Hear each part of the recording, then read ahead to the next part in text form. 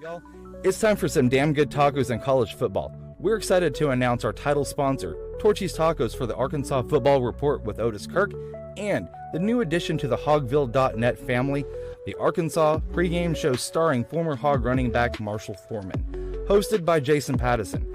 If you're looking for a place to unwind and call the Hogs, Torchys is the place.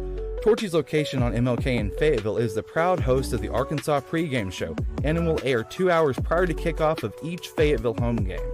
The Arkansas Football Report airs every Thursday at 7 p.m. in Rogers. Check out the full-service bar on the patio or in the restaurant while you cheer Arkansas on to victory. Torchys has you covered with the daily drink specials or the taco of the month with their queso that's made in-house fresh daily. Torchys has 2 convenient locations in Northwest Arkansas, which happen to be the only 2 locations here in the great state of Arkansas. They have you covered for some damn good tacos, and go Hogs.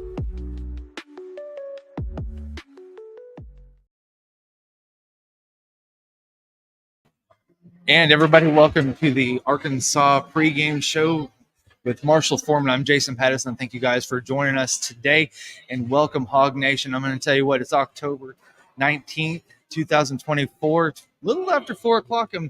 We were going to start a little earlier, but man, I'm going to tell you what, there's been a water main break over here at the intersection of MLK and Razorback, and it really has caused a lot of problems as far as traffic goes coming into the game today.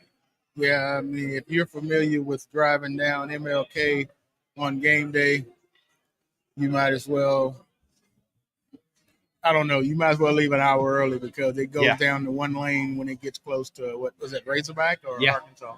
Yeah. Cuts down to one lane. So you got, if you guys are still driving here trying to make it your way to the stadium, you guys are kind of in the same boat as a lot of other people, but thank you all for joining us today. We are here live at Torchys Tacos here in Fayetteville, and along with Marshall, I'm Jason. Thank you all for joining us today, and I want to thank Jonathan and his staff for all of their great hospitality and service that they show us every time that we're here for every Arkansas Razorback home game here in Fayetteville. Always make sure to click and subscribe and like the Hogville.net YouTube channel so that way you can catch all the up-to-date shows with Otis, Dudley, Kevin, and Marshall and myself.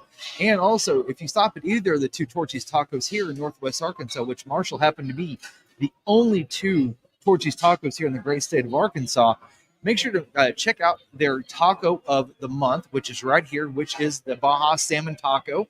We got some blackened salmon with some quick cabbage slaw, pickled onions and jalapenos with a little bit of avocado and some cojita on a corn tortilla. Personally, maybe a little bit too spicy for my doings because my gut didn't like the spicy too much. How about you? Spicy used to be my friend, but as I got older, it's not my friend anymore. So, yeah, it's definitely too spicy for me also. But you guys can make it as warm and spicy or as not spicy as you want over here. And Jonathan, his staff, and Marcus and his staff, and Rogers will always get you guys taken care of. So make sure to try to pair that with their house-made queso that's made fresh daily, and that will open your taste buds, I promise you, to a new world. So if you are heading over here today for the LSU game, and I like to call them LS Who, not LSU, because this is a rivalry game, man. And I'm going to tell you, a lot of these folks are fired up. Don't say that out loud, man. We might upset some people. It's about like who are we getting ready to play? It's been years ago, and they called us Arkansas. Oh, that was Kansas at the Liberty Bowl. Yeah, and it really fired. It got the team fired up. Yeah, it did. It really did. Sorry, there's adjusting your mic there a little bit, man. Take this down. Also, all right. So thank you all for joining us today. There's a lot to go over today. You've got Taylen Green coming back off of an injury. We're going to talk about that in a little bit. We're also going to talk about the LSU offense with what Garrett Nussmeier has been able to do for the first 6-7 weeks of play. We're going to look around at the SEC and see if there's any maybe some upsets going on, maybe not. I don't know. We'll have to see. I haven't checked that out yet personally, so we'll have to take a look at that. But let's get into this really quick. You have Arkansas coming off of a bye week, and Sam Pittman is undefeated after a bye week in his tenure here at Arkansas. Well, I hope he stay undefeated after a bye week. Oh, yeah. And that's the thing, too, is that you seem like if you give him a little bit more time to prepare, it's not too many coaches that can sit there and hang their hat on that and say, hey, you know what? I am undefeated after bye weeks. This game has always been close. It's for sure the last 4 games, which have been decided by 3 points or less. Right. I mean, honestly, we've been in every game. I mean, actually, I guess we could say that since the beginning of last year. We've been in every game. Yeah. Just we haven't figured out how to finish those games off, a lot of those games off. I got to put this on here real quick, man. Nick Lee, Hogs are going to dominate this game. We're going to get 200 rushing yards. Arkansas wins 35-17. 35-17. That means the defense is showing up again this week. I like that. Oh, yeah. I mean, hell, I hope you're right. Let me get this. Oh, adjusted just a little bit more here. Holy cow. Sorry, y'all. We're experiencing some technical difficulties here. Hey, there we go. Now, man, we got you looking good today. Oh, man. You know, it took me a couple hours to get like this. Hey, man. When you look that good, it does take a little bit of time. There you go. And also, Nick Lee says fish do not belong in tacos. Nick said that? Right here. Has he not had a fish taco? I don't know. Maybe he hadn't had one from the right place. Maybe not. I mean, unless you just don't like fish. Now, I can understand it if you don't like fish. Yeah, if you don't like fish, I get that. But if you do like fish, man, I'm going to tell you. He hadn't had the right fish taco. Man, oh, man. So, I want to get into this injury that Taylen Green had against Tennessee, kept him out of the game, which a caveat to that is Arkansas found out that they have got 2 quarterbacks that can lead them to scores. You saw that with Malachi Singleton in the 4th quarter. Now, granted, Tennessee laid down inside the 5, let him score because they were dead set. Josh Heupel knew that Nico Iamaleava was going to be able to march the team back down the field. That's a lot of pressure on a freshman, but I don't understand why a defense would just give up like that. I don't get it. I mean, sometimes the analytics tells you it's the best thing to do is to go ahead and let them score, get the ball back. That way you can drive down and you can make that final score to win the game or tie the game up either way. But yeah, I mean, but it's hard for some people to say, you know what, just let them score. It doesn't come natural for some people. It especially doesn't work. I mean, if you were a coach and you had your DC come up to you and said, hey, we're going to let them score, we're going to put the ball in your hands, in the offense's hand, I mean, what's your first thought that you have? My first thought would be, okay, what have we done all day? Yeah. If we've been very successful on the offense all day, great, coach, give it to us. Hey, we want that. We're ready for it. But they'd only scored 14 points all game. Yeah, that's when you say, you know what? We can't let them score. I mean, we've been through 3.75 quarters, and we've only scored 14 points. No, yeah. Thing is, those were on back-to-back drives. They didn't do anything in the first half. They were barely able to muster almost 100 yards in the first half. And then you sit there and you want your offense to just all of a sudden flip the switch. It doesn't work like that. No, it doesn't. I mean, if anybody should know that, Josh should know that. I mean, he was a quarterback at a big school in college football. So he knows how that was. I don't know. I mean, I say that, but Oklahoma, I mean, in the Big 12 back then, there was no defense. So maybe that's what he was thinking. Yeah. So we kind of went down the rabbit hole there for a second to talk about this. From a running back / quarterback, just any athlete that's played college football, I want to get some in-depth knowledge from you. Say, for instance, if you got an injury, albeit bone bruise, hyperextended knee, we're going to kind of go into that and the difference there of how that would affect you on the field. But as a player, what does that look like? For instance, if you got 2 weeks to heal from that, what does that look like from the trainer's spot, from the practice field? What does that look like for a player? I mean, as far as the bone bruise is one of those injuries that it's a lot of icing. It's a lot. I mean, honestly, you want to live in the ice tub.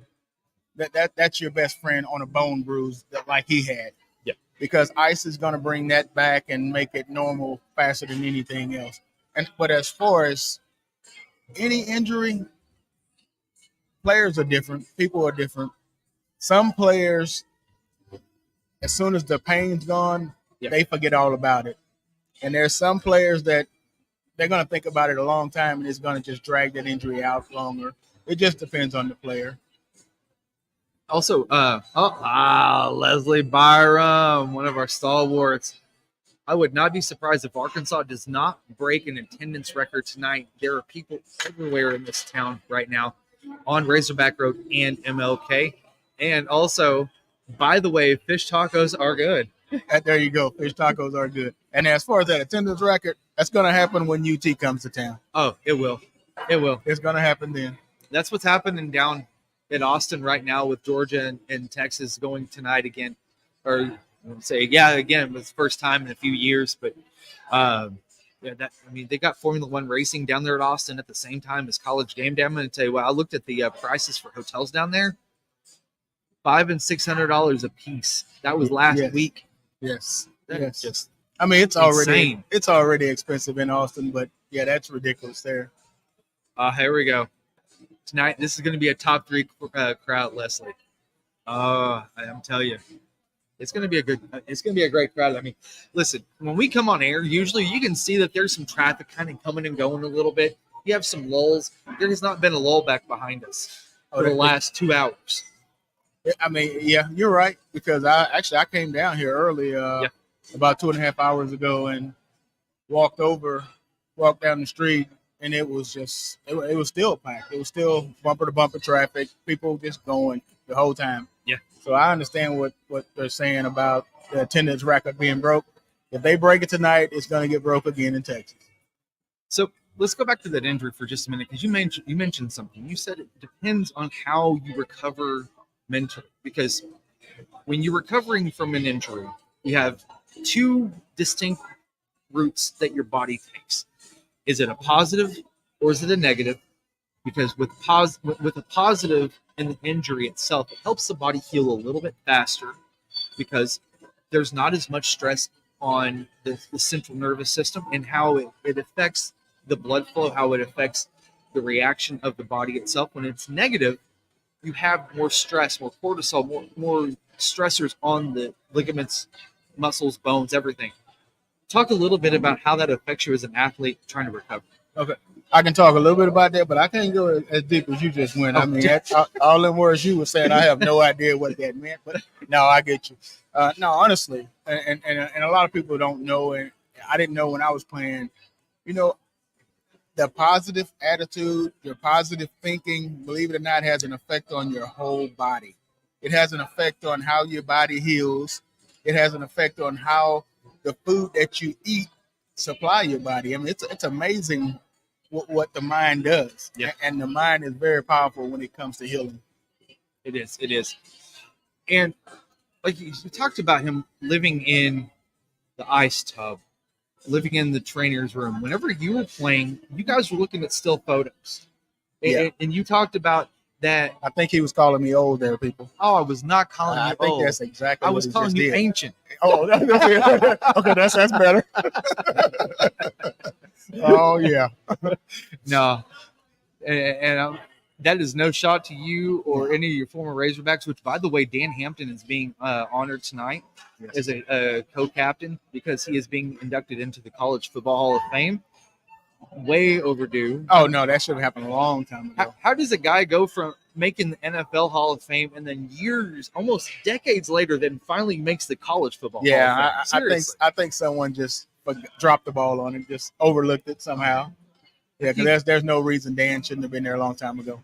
Overlooked Dan Hampton of all the damn people. You just forget. I mean, I don't know. I mean, you forget things sometimes. Maybe it's the old heads up there that just didn't see it. And I was like, oh, this guy. Hey, some of them may have thought he was already there. Who knows? I don't know. But yeah, Dan Hampton was the real deal, man. I mean, we talking in college and in the pros. He was the real deal. You want to talk about real deal? Guy that should be in the Hall of Fame. Hell, even the Arkansas Sports Hall of Fame. Who are you talking about? Greg Thomas. DT8. See, now that's a touchy subject for our group, my group. He should be there. Because for about 3 of those years there, especially when Hatfield was there, for some reason, they don't talk about ever, and they really don't recognize us for those years. And we talking every year. We won 10, 9, every year. But for some reason, I don't know if Hatfield pissed him off on his way out or what. But yeah, Greg Thomas. I mean, the numbers. I mean, when you go back and look at his numbers, I was telling someone a couple years ago. When you go back and look at his numbers and his winning percentage, and I'm like, I want to say that his my senior year and his junior year, he went the whole season, and I want to say he may have only thrown 2 interceptions and didn't make all conference. What we learned later on, to make all conference, the coach has to put your name in the ballot box. That's the way all conference back then. That's the way it was. I'm pretty sure it's probably the same way. Yeah. But the coach has to put your name in the ballot box. Now, All-American, he don't have to do that. It's automatically recognized. Well, he didn't make all conference that year. He didn't even make second team all conference that year.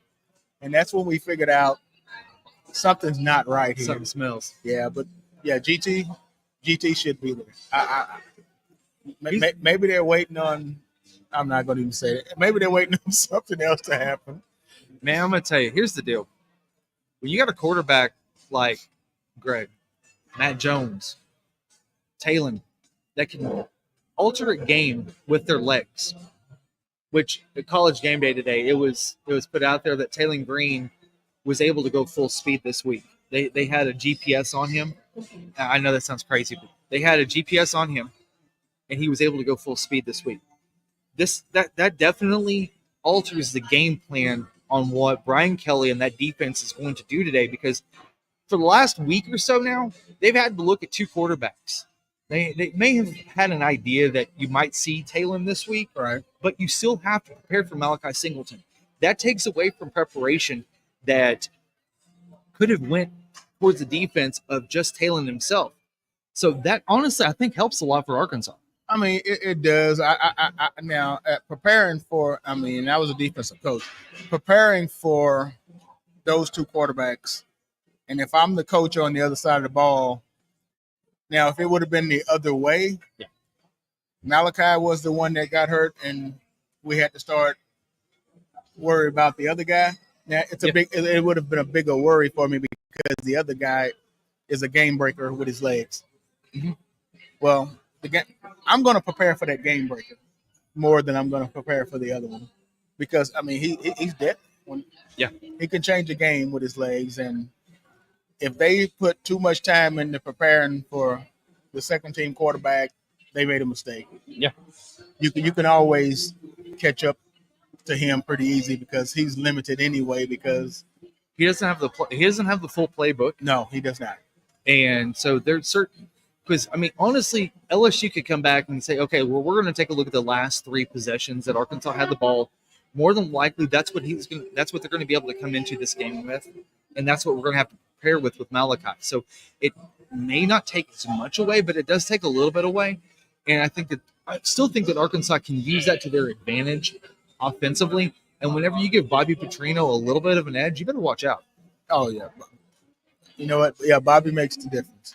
He really does. I was impressed to see the kid come in and not give the game away. Yeah, I was impressed to see him come in and make something happen. I mean, which actually what he did it with his legs too, right? Yeah, sure did. Yeah, so there was a couple of scrambles that set up. Yeah, that on that last drive that set up the touchdown with also with him running into the end zone. Yeah, and that right there, it says a lot that Arkansas has 2 quarterbacks, and we were kind of talking about this before the show, that Arkansas has got 2 quarterbacks that can lead them down the field for scores. Now, there's probably maybe 2 other teams in the SEC that can say that. You've got A&M with Connor Wegman and Marcel Reed. You got Texas. And then Texas with Arch Manning and then Quinn Ewers. Yes. Other than that, that's it. That's the list. I'm hoping we don't need the other quarterback. Yeah. I'm hoping it doesn't come to the point where we have to take the one out and put the other quarterback in, because if that's the case, that means he's not playing good. So maybe we won't need to see him. I'm hoping not. I'm hoping that Taylen's a full go, and which all indications is that he has been a full go.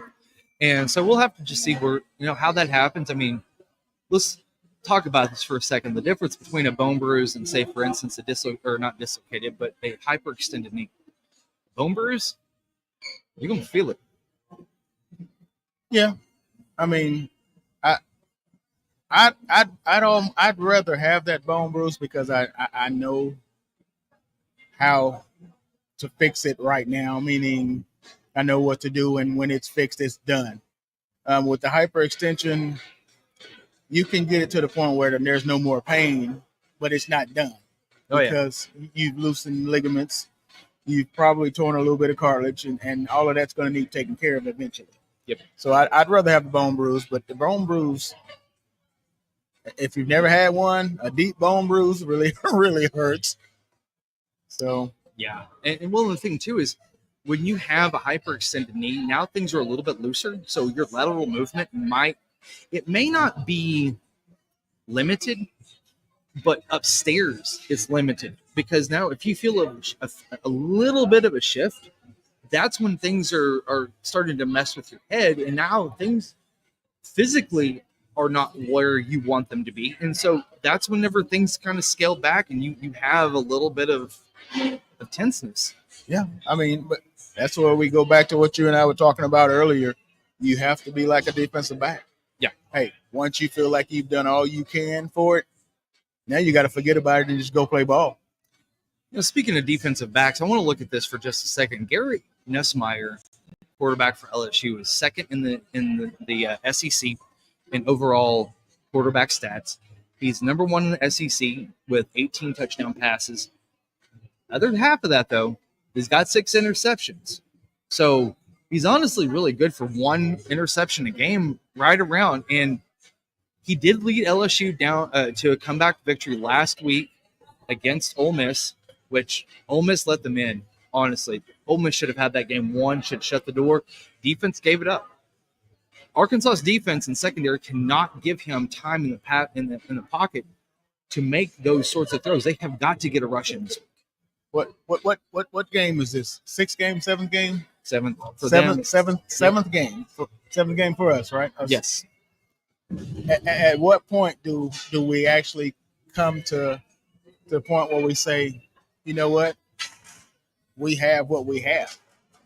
Yeah. And I've come to that point, and I don't want no one to hate me about it, but our DBs are not that good. Yeah. I mean, that's just my opinion. Our DBs are not that good. So with that said, the pressure that we got the last game, which I was very glad to see that we could get pressure on the quarterback, we have to do that. We can't let him sit back there and pick us apart. He's already got the numbers to show that he can do it. Yep. And it's going to happen if we don't get pressure on him. Yes. If you want to help the DBs, get to the quarterback. Got to get to the quarterback. You got to get home. Yeah. You got to get home. That's why whenever I was talking about in the weekly prediction column that I write for Picture Nation, it's going to come down to 2 things. One, LSU's offensive line. Can they give Garrett Nussmeier enough time to make throws that are rhythmic, on time, or is Arkansas going to, the defensive front 7, able to get pressure and get him off of his timing? Because LSU's offense they lost their top running back earlier in the season to a knee injury for the season. Their run game has been okay. It hasn't been what you normally would expect from an LSU standpoint, right? But they've been able to make up with it with giving Nussmeier enough time in the pocket. That's where Arkansas. That's why I think that the offensive line for LSU is the key today. Because if Arkansas can get pressure, this really disrupts his timing. I mean, I'd have fresh bodies standing beside me the whole time if I'm calling defensive plays for Arkansas. I want a fresh body standing beside me because somebody out there is getting ready to be tired because we're going. Oh, yeah. We're going every play. We're going. And when we're not going, you thought we were going. So, you don't know what's happening, but we're coming. And to T. Will's credit, he had a great game plan for Tennessee 2 weeks ago. Yes, he did. And we kind of found out that Oklahoma's not who we thought Oklahoma would be. Man, I'm going to tell you what, they're missing Dylan Gabriel right about now, aren't they? God. I didn't watch any of that game today, but I saw the ticker at the bottom of the TV earlier. Yeah. I'm like, what the heck's going on with Oklahoma here? Oh no, it was ugly. Oh my God! I looked at it one time; it was 32-3. Last time I checked, it was 32-9. I'm not sure exactly what the final score was. We're gonna bring that up here in a little bit whenever we go through the SEC today. But Oklahoma could really use a Dylan Gabriel right now because they ended up actually burning the red shirt for Jackson Arnold today. Really? Oh yeah, they brought him back in. Wow. They burned because he played 3 games played 4 games, and if he played a 5th, his red shirt's over with. They brought him back into it. Hey, that gives him 4 more years. or as we've been seeing in the last few years, that might give him 5 more years. Oh my gosh, yeah. Well, everything's changed. Everything's crazy with the transfer portal. Everything is different now, and so that's where. I mean, yeah, for a guy like Dylan Gabriel who transfers, goes over to Oregon, now they're 2nd, 3rd in the country. They whooped Purdue last night, 35-0. Okay. Yeah, they did. You know what? I'm just not used to seeing them that high up. I know. I'm waiting on someone to go in there and bring them back down to where they should be. Well, I thought last week that Ohio State was going to do that, and they just didn't do it. No. I mean, I'd much rather Oregon win than Ohio State. Yeah, same here. Yeah. All right, man, we got to get back on topic here. I noticed this too, and this was discussed on College Game Day this morning, and I think it's applicable. When you got a play call that you're just hitting, like every time you're getting 6-7 yards, can you as a play caller get in your own head and talk yourself out of that play and put yourself in a bad position? Oh, definitely. I mean, play callers do that all the time. I mean, one thing I learned, and it probably took me 7-8 years of coaching to learn, if something's working like that, I'm going to use it for a while. Yeah. I'm going to take it away before you figure out how to stop it, because I know I'm going to need it later on. You have to save that play that you know works for when you really need it. Yeah. So I wouldn't run it in the ground right now, because the more you run it, they're going to figure out how to stop it.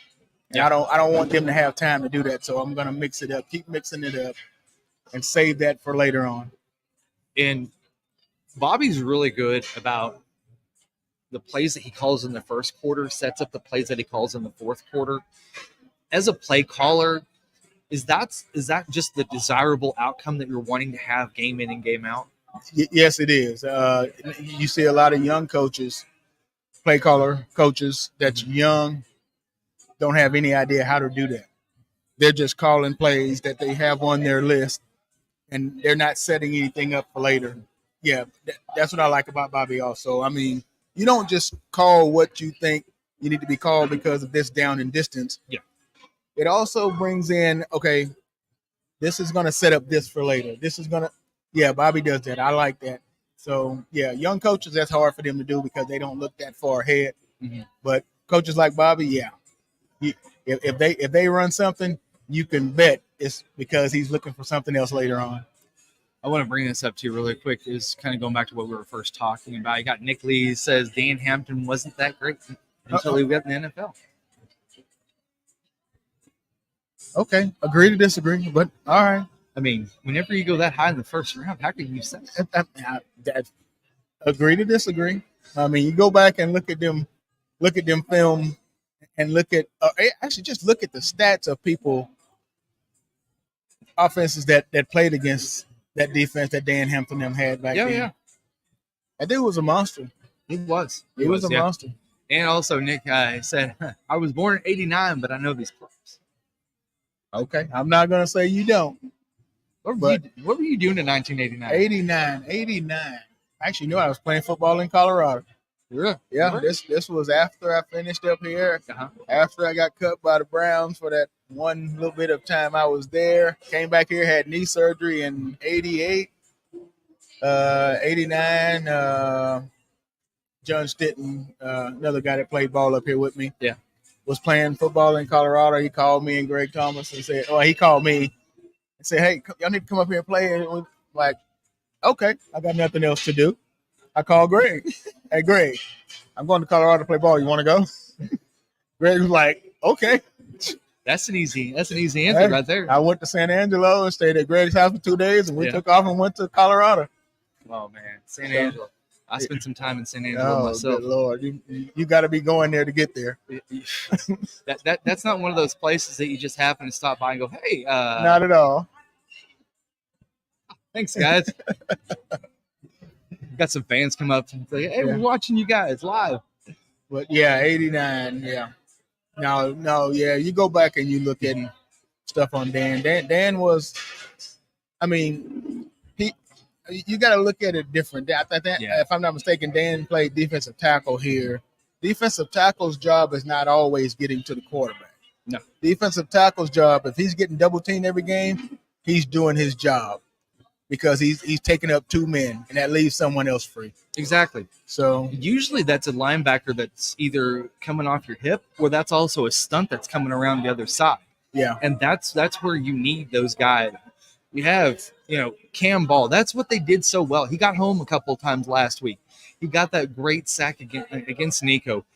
And whenever you got a space eater that can take up those 2 guys, you have a Nico Davier, Landon Jackson, and Anton Juncash that are able to make those stunts and get the pressure on the quarterback, because the one thing that you're never looking for is a stunt coming from the inside off of a one technique or a zero technique. You're always looking to come from around the ends. Yeah. And so when you got that, man, I'm going to tell you what, that's really effective. Oh, definitely. People don't realize how much of a plus that is when you got a guy that they have to double team every play, and you don't hear that guy's name the whole game, and you think, well, he didn't have a good game. No. He had a great game because they had to use 2 men on him the whole game. Exactly. That freed someone else up. And that's where you have to really watch the line. Whenever you watch a game too, you want to get your eyes are dictated by the camera itself, because what you're looking for is, okay, are they running it or are they passing it? And your eyes don't concentrate in the middle of the field where the real play is coming on. You have to keep concentrating on what's going on at the line of scrimmage and not what the TV prompters are wanting you to see. Oh, yeah, you definitely have to. And that's why we have, when we watch film, we have in-zone copies and we have sideline copies. In-zone copies, that's what we want, because we want to watch the defense and offensive line.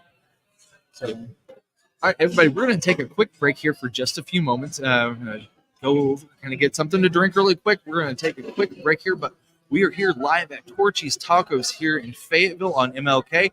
Make sure if you guys are coming to the game, be patient. You have to be patient. Everybody's going to get into the stadium.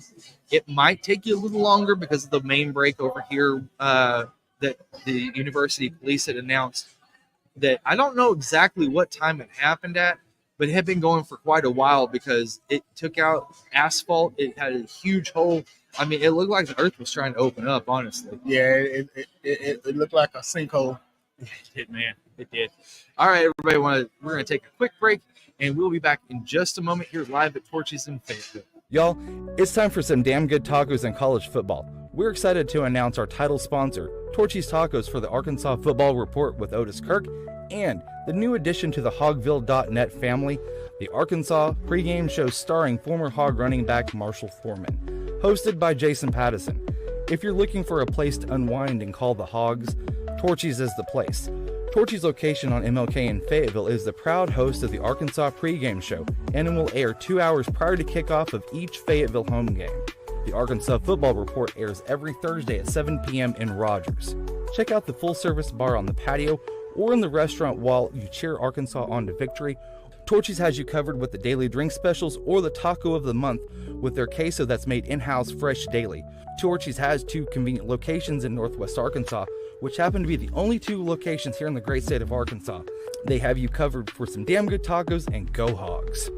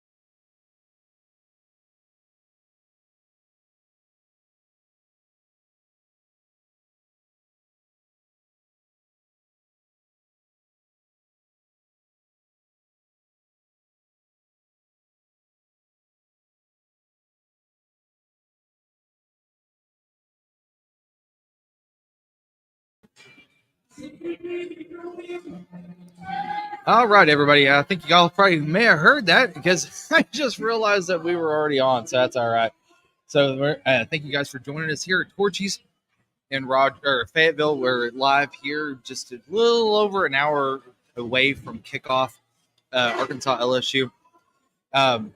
So I want to thank also Jonathan and his great staff here at Torchys in Fayetteville for all of their hospitality, great service, and everything that they do for us every time we come in. So, well, I guess we're just going to kind of get into what we were just talking about because I forgot to hit mute, so that's okay. And so, let's talk about the time of possession. Arkansas is second in the SEC, averaging 33 minutes a game with possession of the ball. And how is that affecting, or how could that affect LSU's offense, and what kind of a game plan would they come up to try to negate that?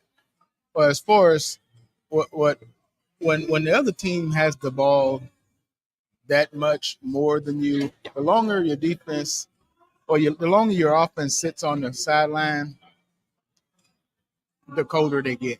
You have not, I can't say really physically cold, but they don't have enough plays. You have to put in so many plays to actually get to the point where, okay, now we got a rhythm going. You don't get a rhythm going. Yeah. And if Arkansas is controlling the ball that much of a game, that means you have a lot of 3 plays and out. Yeah. I mean, and that means now you're coming back to the sideline trying to figure out, okay, we got to figure out how to get a first down. Yeah. I mean, and then that maybe that rhythm will come later, but it's going to take more than 3 plays and out. Yeah. So when a team is controlling the ball and my offense is on the sideline a lot, most of the time I'm thinking, okay, I'm probably trying to do too much over here. I'm throwing the deep ball and they're not connecting. Mm-hmm. I'm doing plays that's low percentage. So I'm gonna have to go back and do the same thing. That's what I'm thinking. Okay, yeah. we need to get the ball and keep the ball for a little while just to get our offense in a groove out there. Yeah. Yep. So what's really hard too, and I had this problem whenever I played a little bit, I don't know how it affected you at all, but whenever you come in, like for instance, pregame, you're already hot, you're ready, kind of lathered up, ready to go. You go into halftime, or you have a team that is controlling off the possession battle like Arkansas does. One of the reasons why also is that Arkansas is still effective on third down. It doesn't matter the down and distance at this point. It's Bobby has been able to dial up play after play after play of being able to have his players in the best spot possible to execute those third down plays, which has led to them being second in the conference in time of possession. Okay. Well, I mean, I don't know where to go with that. I mean, Bobby's Bobby, man. I'm a Bobby fan. I am too. That guy, if you know anything about offensive football and you watch him and watch the stuff he called, you just like, oh my God, that was genius. It's amazing. I mean, even when it don't work, you be like, you know what? That was the right thought. That was genius. Mm-hmm. Oh, yeah. It's way more into it than just calling plays. The dude is good. Yeah. Oh, we got some fish tacos coming back up here. Hold on. Fish tacos are fire, cod with a sweet cabbage slaw and a corn tortilla and a bit of crema sauce. It slaps. Okay. I'm wondering if Steven's a little bit of the younger crowd because some of the younger kids, like if it's like really good, that's the term. It slaps. Okay. I'm wondering. Say that word definitely went way over my head, but I wasn't gonna say anything. You know, either that you've already called me ancient, so stop it now. I was just acting like I knew what it meant. Well, I can tell you this much, man. I ain't gonna try to wrestle you. Probably could whip my ass. Hey, I don't swing at nobody because I'm afraid they might swing back. Okay, that's the reason. Okay, hold on. This is going to be the toughest test secondary will face all year. All year? I mean, this so far. I mean, unless we face some. Well, yeah, you're right. All year, I think it will be. Yeah. Okay. Now this is the missing piece of the puzzle because I was wondering why Steven knew that. Okay, here it is. No, but I got teenagers. That's why. Okay. There it is. All right. That is the key to the lock on that one. He has the key to the answer for that. Yeah, you got a youngin. I've got a youngin too as well, and not a teenager. She's not a teenager yet. Yeah, she's about 4 months away. Oh man, yeah, I'm so sorry. So no, that's usually the mom's problem because it's a girl.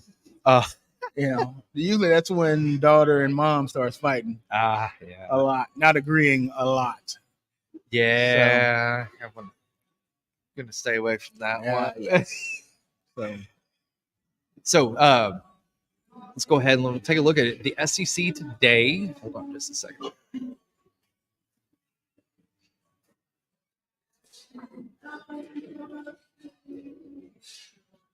There she goes. All right, so let's take a look at this. Alabama halftime up 7-0 on Tennessee.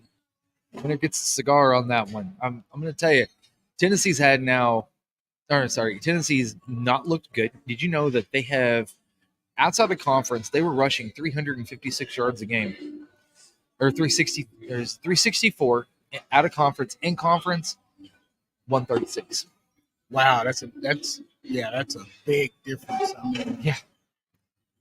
Are they playing St. Mary's School of the Blind? Probably. Non-conference? Probably. Okay. All right. AKA NC State. Hey, but I can say this. Their defense seemed to be playing pretty good ball.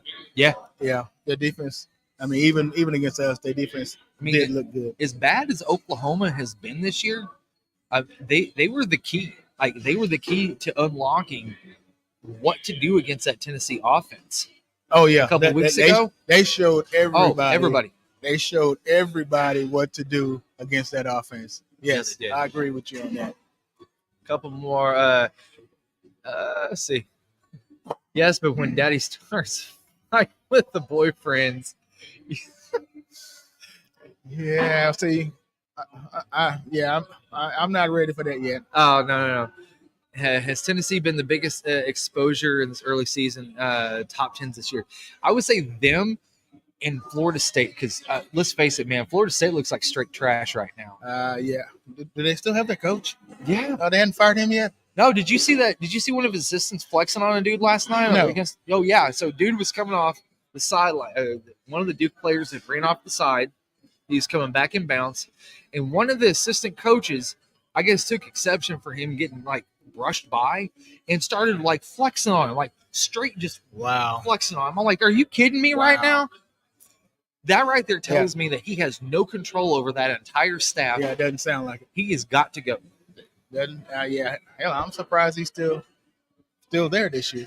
I mean, you lose to Duke that didn't have a win, and all of a sudden now you're 1-6. It don't look good for Mike Norvell there in Florida State. No, not at all. All right, so you got A&M taking on Mississippi State. Now Mississippi State, they were they lost to Georgia by 10 points last week, 41-31. Mississippi State's kind of making a little bit of an uptick as far as what they're able to do on offense. Jeff Levy's trying to get his feet underneath that, trying to put his mark on the offense there at Mississippi State. I mean, they're giving the best team in the SEC right now a tussle. Hold on. You said the best team. They are 3-0. They are top in the conference right now, A&M. So they're giving – okay. Oh, yeah, but okay. You know what that brings? My train of thought goes to this is as even as close as I've ever seen across the SEC. Yeah. All the teams. Yeah. We're talking about Alabama, Georgia. Mm-hmm. I think Texas right now is head and shoulders better than everyone else in the conference. Yeah. And everyone else, it's close. We're talking from Vanderbilt to Georgia.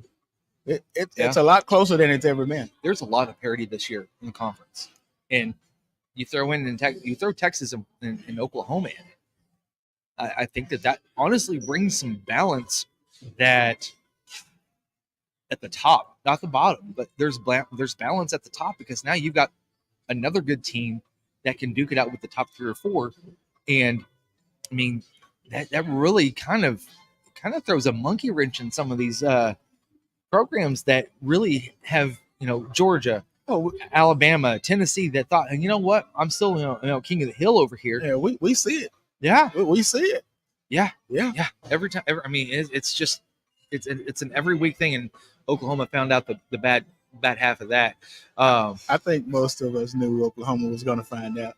Well, they're 1-3 in conference. I'm just saying, you might be able to beat an SEC team. Mm-hmm. But when you move to the conference and have to beat an SEC team every week, it's a whole different story. Oh, yeah. And that's the thing, too, is that, okay. So coming off of the Red River rivalry, which I just said that, I can't believe I actually got that off with sort of clean. Texas and Oklahoma combined 17-3 over the last 10 years. Oklahoma was 9-1. Texas was 8-2. But you know why? Oklahoma had been playing Kansas, West Virginia, those level of teams. Texas has played Kansas State, Oklahoma State, for instance.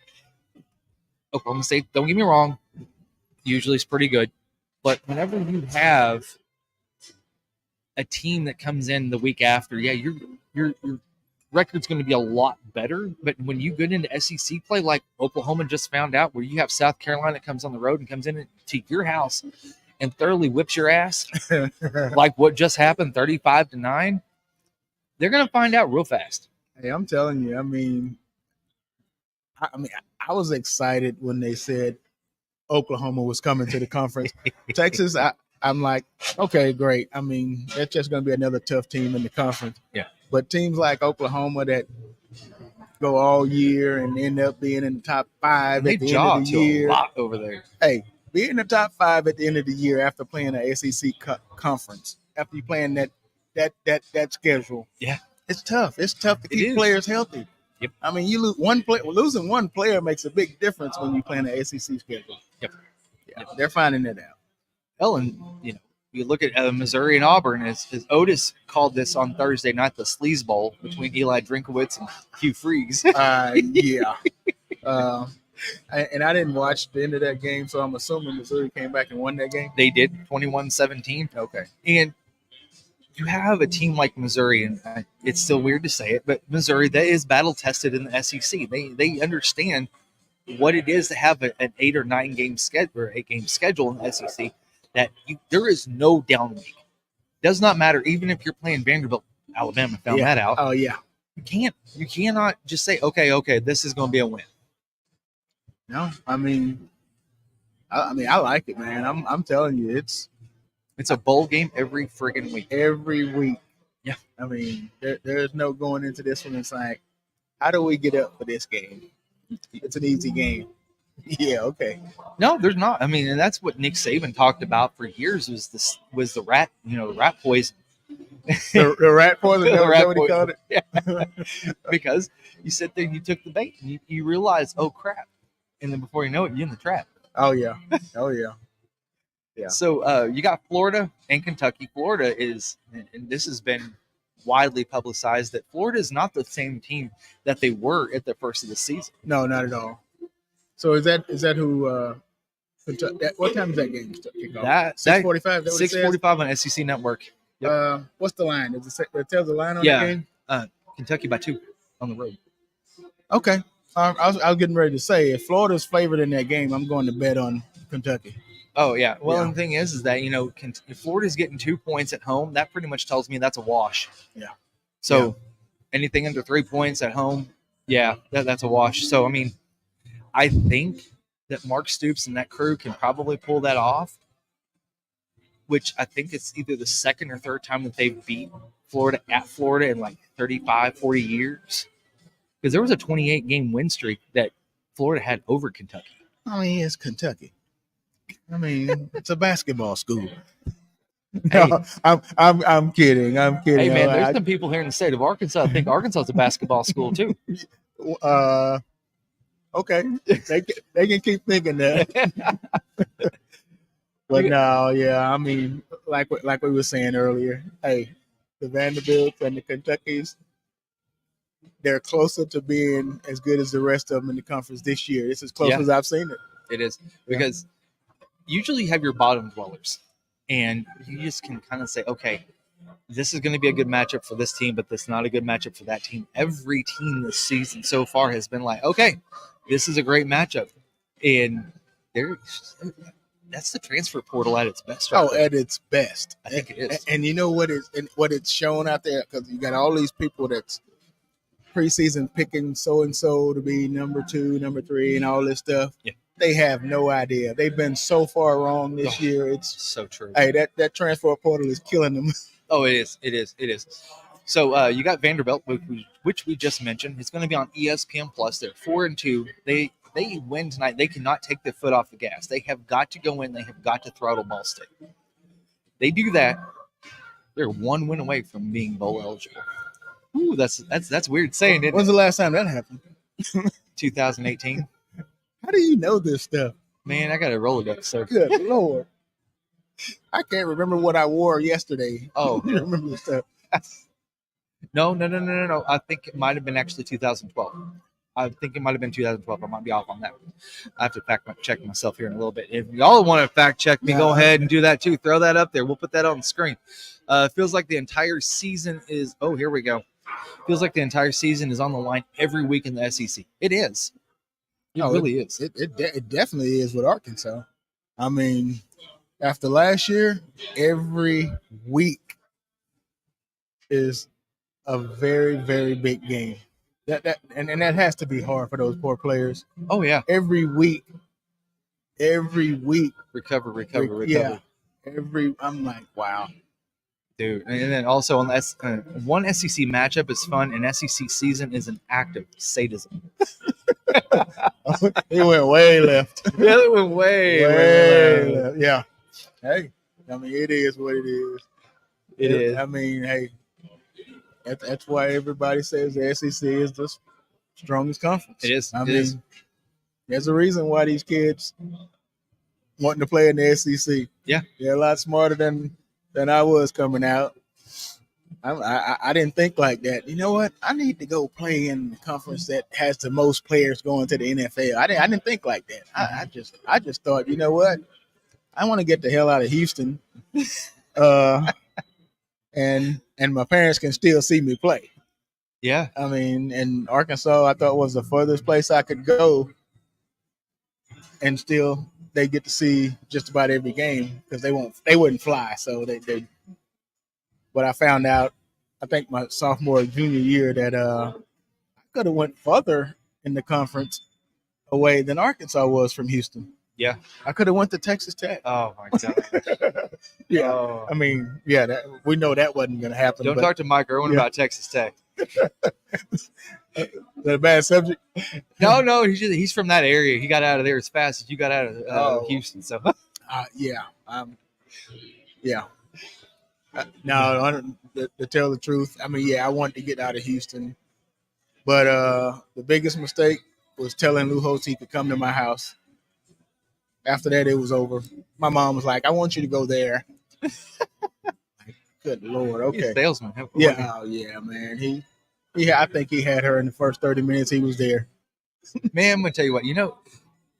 I know this is gonna be off topic for like a hot second, but I've always wanted to see Lou Holtz do a commercial for Schlotzsky's.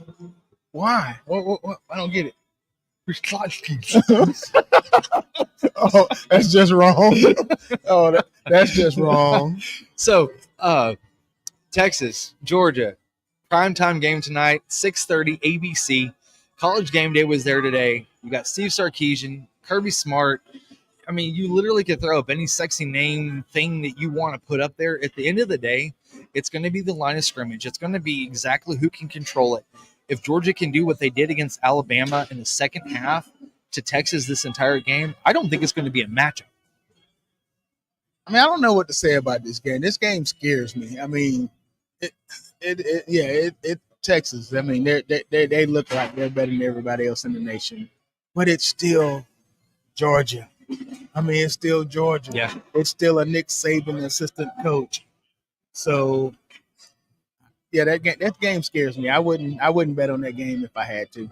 Yeah, I'm thinking it could go either way. I mean, which it can, but I do think Texas is the better team. 2 days ago, the betting line was 5 to Texas. Now it's 4. It's moved an entire point. Yeah, that tells. Okay, so for every quarter of a point, I heard this one time on a show. For every quarter point, there's right around $200,000 to $250,000 in betting that shifts that. That tells me that there's been over $1 million that have been betted for Texas. That right there tells me that there's a little bit of play there. Oh yeah, I mean, I'm telling you, it's a scary game for me. If I had to bet on this one, I'm like, can I only bet $1?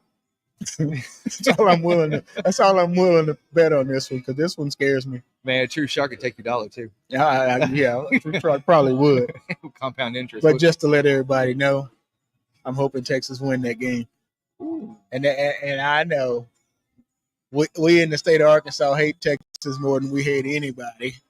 I don't know, maybe LSU's. But I'm a Texas boy, so I want to see Texas win that game. I want to see Texas. Man, let them be undefeated when they come here, so that we can whip their ass. Then we can give them the loss if it happens. How sweet would that be? Oh man, Dixon wouldn't have a chance. No, they didn't almost have a chance last night. I know, but my God, Dixon wouldn't have a chance. No, if that happened, if they came in here undefeated and we beat them, yeah. Oh my God, Oh man, I don't have no business cards on me, but I would be a busy person that night. Oh, I would be too. Yeah, I would be too. Yeah. Oh my God, crazy. People be walking. Where the hell does this car come from? All right, so the matchup of the evening, Arkansas, LSU. LSU is only a 2.5 point favorite coming into this, so that tells me it's kind of a wash with coming into Razorback Stadium. Again, it's going to come down to offensive line. I think it's going to come down to some kicking too at the end of the game. You say kicking? Yeah, it's been a 3-point game the last 4 games in the series. I'm thinking they knew something about our kicker. I'm talking about our coaches. Yeah. They knew. I mean, of course, they know more about him than we do. Yeah. Is why they didn't go for it Was that Oklahoma State? He's hurt now. Is he? So who we had? Did we go to the soccer team and get another one? No. We had a backup for Abilene Christian. Okay. All right. Yeah. All right. Kyle Ramsey, I do believe, is now our kicker. So he's done great. So, but anyway, I digress. So we're going to get you guys out of here. So just under an hour to game time. ESPN tonight. Make sure to tune in at 6 p.m. And if you guys need some food, I'm gonna tell you, head up to Torchys, grab some chow as you're making your way to Razorback Stadium. I guarantee you're probably going to pay less here than you are at the stadium, because you might as well just check your wallet in at that point. Yeah, I think they all know that by now. Also, hit up the Torchys there in Rogers, so they'll get you taken care of. So, Marshall, myself, Jason, I want to thank you all for joining us today. This has been the Arkansas pregame show with Marshall Foreman. Y'all take care. Go Hogs. Y'all, it's time for some damn good tacos in college football. We're excited to announce our title sponsor, Torchys Tacos, for the Arkansas Football Report with Otis Kirk, and the new addition to the Hogville.net family, the Arkansas pregame show starring former Hog running back Marshall Foreman, hosted by Jason Pattison. If you're looking for a place to unwind and call the Hogs, Torchys is the place. Torchys' location on MLK in Fayetteville is the proud host of the Arkansas pregame show, and it will air 2 hours prior to kickoff of each Fayetteville home game. The Arkansas Football Report airs every Thursday at 7 p.m. in Rogers. Check out the full-service bar on the patio or in the restaurant while you cheer Arkansas on to victory. Torchys has you covered with the daily drink specials or the taco of the month with their queso that's made in-house fresh daily. Torchys has 2 convenient locations in Northwest Arkansas, which happen to be the only 2 locations here in the great state of Arkansas. They have you covered for some damn good tacos, and go Hogs.